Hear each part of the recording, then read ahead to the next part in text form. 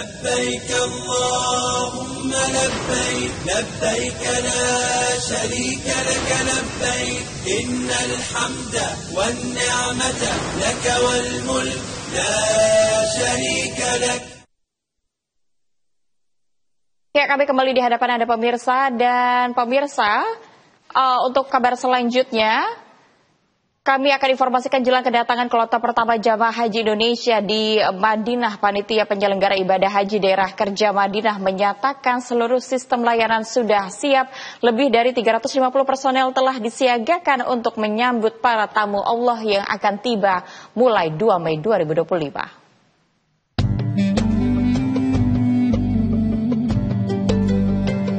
Kepala Dakar Madinah M. Lutfi Maki menjelaskan bahwa sistem layanan dibagi ke dalam 7 sektor operasional. 5 sektor menangani area pemondokan jamaah yang tersebar di kawasan Markaziyah, Syamaliyah, Janubiyah, dan Ghorbiyah. Sementara 2 sektor lainnya khusus untuk Masjid Nabawi dan Mikot Bir Ali, tempat jamaah mulai berihram. Sementara itu sebanyak 240 petugas resmi telah diterjunkan dan diperkuat oleh 112 tenaga pendukung, terdiri dari mahasiswa dan mukimin Indonesia di Timur Tengah. Mereka bertugas memastikan kelancaran layanan mulai dari akomodasi, transportasi, konsumsi, hingga perlindungan dan kesehatan jemaah.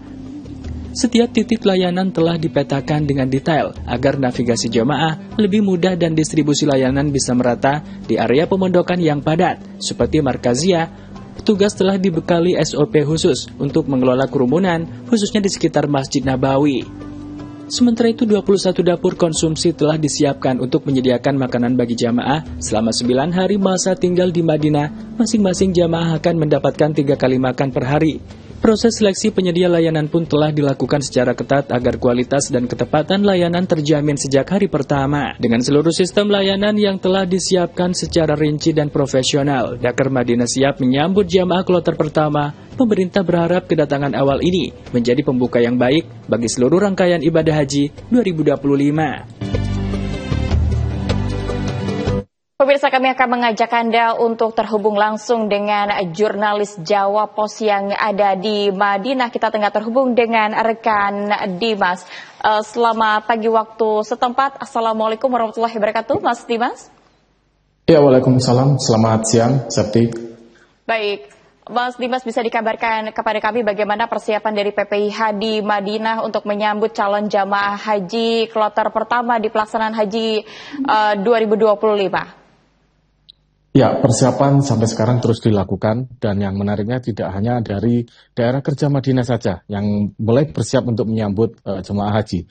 Terutama yang akan bekerja keras terlebih dahulu itu adalah daerah kerja di bandara, karena mereka adalah ujung tombak ketika untuk menerima jemaah haji yang akan mulai datang pada besok di jam 6.20 waktu Arab Saudi untuk dari Jakarta, lalu akan dilanjutkan dari Lombok sekitar pukul 7.20 dan sekitar jam 9.40 waktu Arab Saudi untuk jemaah haji dari Solo.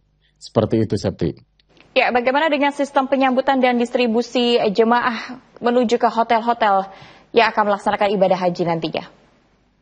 Iya. Baik, jadi mekanismenya nanti ketika jamaah haji datang itu kan akan ada 2 pola ya. Yang pertama adalah yang dari Jakarta dan Solo, dia menggunakan pola fast track, jadi sudah proses keimigrasian sudah dilakukan di Jakarta maupun di Solo, seperti itu. Jadi ketika dia menyampai di bandara di Madinah, mereka bisa langsung nanti menuju ke hotel yang ada di kota Madinahnya, yang nanti baru akan dihandle oleh teman-teman di daerah kerja Madinah.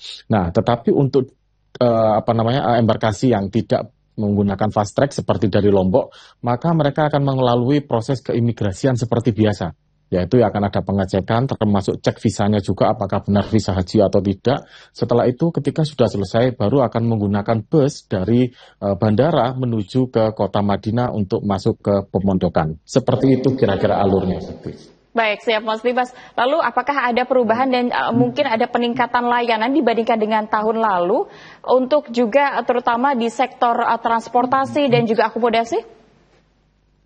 Ya betul, untuk sektor transportasi sendiri, ini menggunakan pola baru. Kalau tahun lalu itu masih menggunakan satu perusahaan ya istilahnya, saat ini menggunakan 8 perusahaan yang berbeda.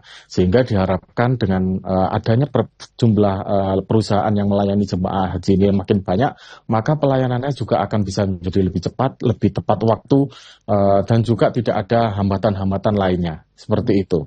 Sedangkan untuk akomodasi sendiri, memang sudah mulai disiapkan juga hotel-hotel yang ada di daerah Kerja Madinah yang ada dari 5 sektor terutama untuk pemondokan itu semuanya sudah disiapkan dengan baik, termasuk juga ruangannya, termasuk juga makanannya, semuanya sudah siap dalam artian teman-teman petugas di Dakar Madinah ini sudah siap 100% untuk menyambut jemaah haji kloter pertama yang akan mulai datang besok pagi waktu Arab Saudi.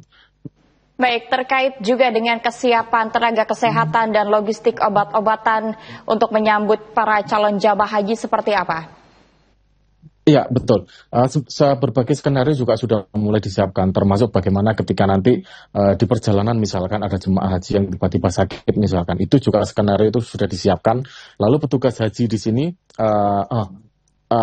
koordinasi dengan petugas haji yang ada di embarkasi itu juga sudah memberikan tas tentengan ya yang isinya itu adalah berbagai perlengkapan obat-obatan termasuk juga spray untuk muka supaya tetap lembab misalkan, lalu juga ada Oralit itu juga harus tetap diminum untuk memastikan tubuh terhidrasi dengan baik.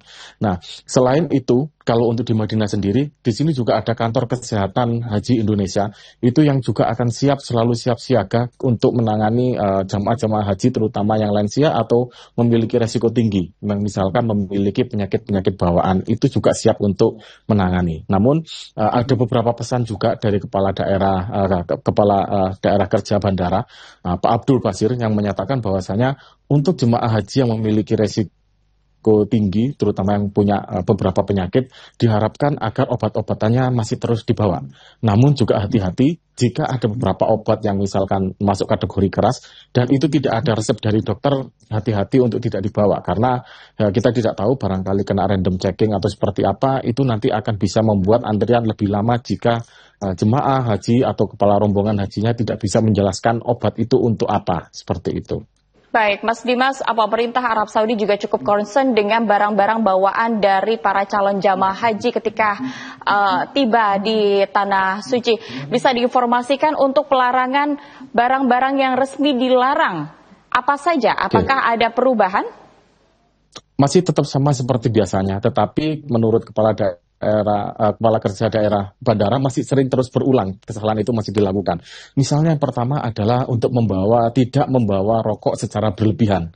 Ada aturan secara tertulis misalkan sekitar 200 batang rokok itu masih diperbolehkan. Tapi kadang jemaah haji yang suka nekat membawa banyak sekali rokok sehingga itu mau tidak mau akhirnya kena sita. Tidak boleh dibawa masuk ke dalam Madinah sendiri. Sehingga hanya yang diperbolehkan masuk hanya sekitar 200 batang. Lalu yang kedua adalah terkait dengan makanan-makanan yang bersifatnya basah misalkan. Itu juga tidak disarankan untuk dibawa. Misalkan dibungkus plastik sampai tebal sekali seperti itu juga berisiko tinggi, tidak boleh dibawa masuk. Jadi percuma sudah capek-capek membungkus, capek-capek membawa, tetapi tidak dibolehkan untuk masuk seperti itu. Lalu yang sangat diwanti-wanti sekali adalah terkait dengan jimat. Ini karena di Arab Saudi sendiri punya hukum tersendiri ya terkait dengan aturan dengan jimat itu, apalagi kalau nanti termasuk dalam masuk pasal syirik itu akan bisa ditahan oleh askar dan nanti teman-teman yang dari petugas yang akan berusaha untuk menjelaskan itu apa sih gitu. Makanya hati-hati untuk tidak membawa jimat-jimat atau seperti semacamnya, seperti itu. Baik, kebijakan apa yang akan diberikan, mungkin apakah barang-barang itu bisa kembali diambil ketika usai dari pelaksanaan ibadah haji atau mungkin memang terjadi penyitaan barang-barang tersebut? Iya, umumnya akan terjadi penyitaan, apalagi kalau misalkan makanan, terutama makanan-makanan basah tadi, itu kan pasti akan disita lalu dihancurkan ya, tidak mungkin akan dikembalikan lagi karena selama jemaah haji di sini selama 40 harian, itu otomatis makanannya sudah tidak lagi layak dimakan. Selain itu, terkait makanan basah memang diberikan penekanan sendiri karena itu juga bisa memicu bau misalkan, apalagi kalau sudah kadaluarsa. Kita tahu makanan-makanan basah itu kan tidak bisa lama ya, makan tahannya seperti itu. Khawatirnya nanti di dalam pesawat menjadi basi, atau ketika masuk di sini menjadi basi lalu dikonsumsi nanti malah menjadi penyakit bagi jemaah haji itu. Itulah kenapa yang disarankan adalah kalau membawa makanan dari Indonesia lebih baik makanan-makanan kering atau misalkan bumbu-bumbu yang siap saji yang kering gitu, bukan makanan-makanan atau bumbu yang basah. Nah, untuk mengantisipasi itu juga sebenarnya daerah kerja di Madinah ataupun nanti di Mekah juga itu sebenarnya sudah menyiapkan akomodasi makanan yang menggunakan bumbu-bumbu dari Indonesia, termasuk juga makanan-makanan dengan cita rasa Indonesia. Ini dimaksudkan agar jemaah haji kalau misalkan lidahnya kangen dengan masakan Indonesia tidak perlu repot-repot harus memasak sendiri atau membawa makanan sendiri dari Indonesia. Baik, Mas dibahas lebih lanjut, apakah ada sanksi atau konsekuensi yang akan diberikan kepada para calon jamaah haji yang masih kedapatan membawa barang-barang yang dilarang? Oke, sanksi mungkin tidak dalam artian sanksi yang berat ya, karena nanti jatuhnya akan kepada penyitaan di bandara itu sendiri. Sebenarnya lebih pada sayang sih, udah capek-capek untuk membungkus misalkan atau membawa itu semua sudah berat seperti itu, tapi akhirnya dilarang untuk masuk ke dalam Saudi Arabia karena menyalahi aturan bawaan seperti itu. Baik, terima kasih atas laporan Anda. Selamat kembali bertugas.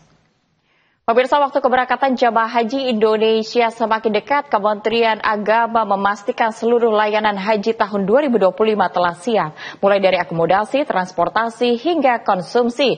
Direktur Layanan Haji Luar Negeri Muklis M. Hanafi menyampaikan bahwa persiapan dilakukan secara teliti sesuai arahan Menteri Agama agar jamaah Indonesia dapat menjalankan ibadah dengan tenang dan nyaman.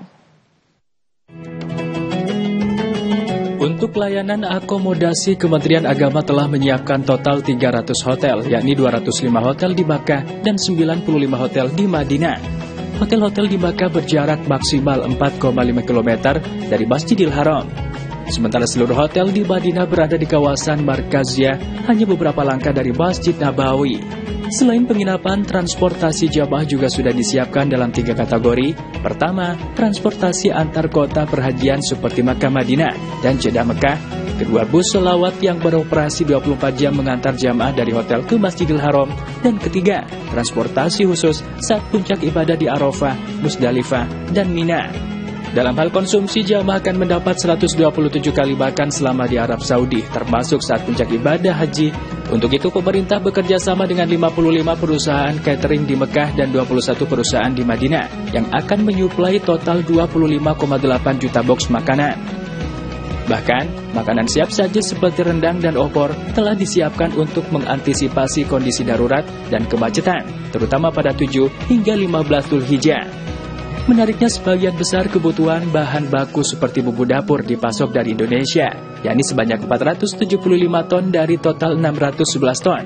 Ini menjadi bentuk dukungan para produk dalam negeri sekaligus menjaga cita rasa khas Indonesia bagi jamaah. Dengan seluruh kesiapan ini, pemerintah berharap layanan haji tahun 2025 bisa lebih baik dan lebih tertib. Jamaah diharapkan dapat beribadah dengan tenang, sehat, dan pulang ke tanah air sebagai haji yang mabrur. لبيك اللهم لبيك لبيك لا شريك لك لبيك إن الحمد والنعمة لك والملك لا شريك لك